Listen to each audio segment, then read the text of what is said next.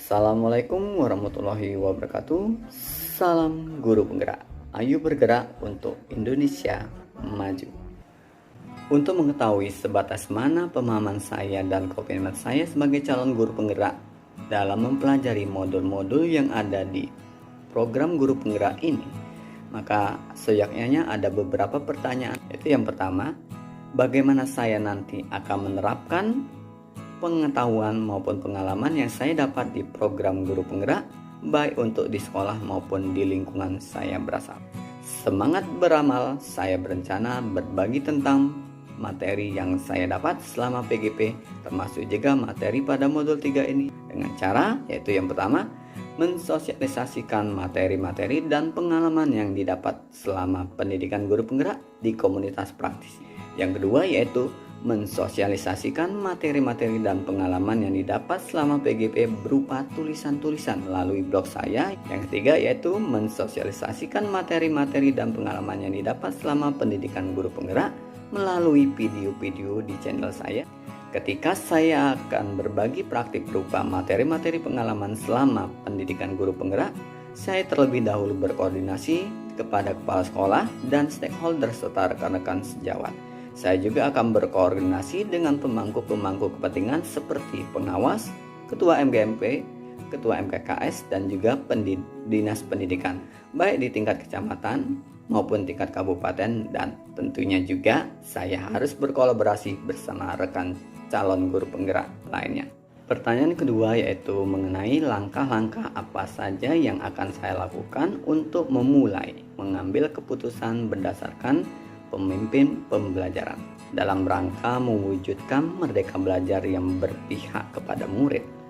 Tentunya suatu waktu kita akan dihadapkan pada situasi apakah kasus tersebut termasuk dilema etika ataupun rujukan moral.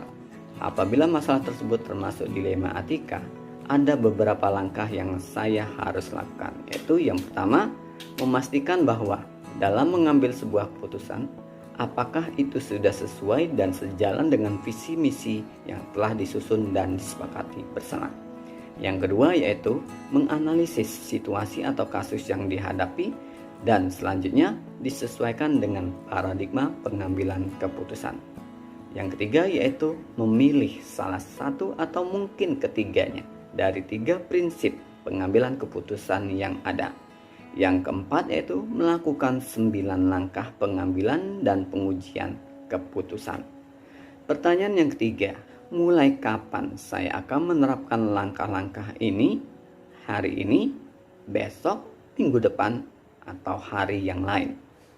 Sehingga saya perlu juga mencatat rencana saya mengenai waktu penerapan. Saya akan menerapkan langkah-langkah pengambilan keputusan ini ketika saya menghadapi situasi dilema etika, sehingga keputusan yang diambil itu bisa menjadi win-win solution dari semua pihak. Ketika saya menghadapi dilema etika, saya berharap dapat melakukan pengambilan keputusan dengan memastikan 4 paradigma pengambilan keputusan, 3 prinsip pengambilan keputusan, 9 langkah pengambilan dan pengujian keputusan. Dan pertanyaan yang terakhir yaitu sekitar tentang siapa yang akan atau pendamping saya dalam menjalankan pengambilan keputusan sebagai pemimpin pembelajaran untuk menentukan apakah langkah-langkah yang saya ambil telah tepat dan efektif. Diperlukan masukan ataupun saran dari beberapa rekan. Berdasarkan pertimbangan tersebut, saya membutuhkan orang lain, yaitu dengan kepala sekolah, rekan sejawat, komite sekolah, pengawas, serta komunitas praktisi yang ada di lingkungan sekolah. Dalam hal mengukur efektivitas pengambilan keputusan, saya dapat melihat dari refleksi saya setelah melakukan pengambilan keputusan, sehingga saya bisa merasa bahwa keputusan yang saya ambil tidak ada pihak yang dirugikan karena pengambilan keputusan yang tepat adalah mencari solusi yang bijak dan terbaik. Demikian yang bisa saya bagikan untuk rekan-rekan hebat di seluruh Nusantara. Mohon maaf apabila ada kekurangan. Saya akhiri. Wassalamualaikum warahmatullahi wabarakatuh.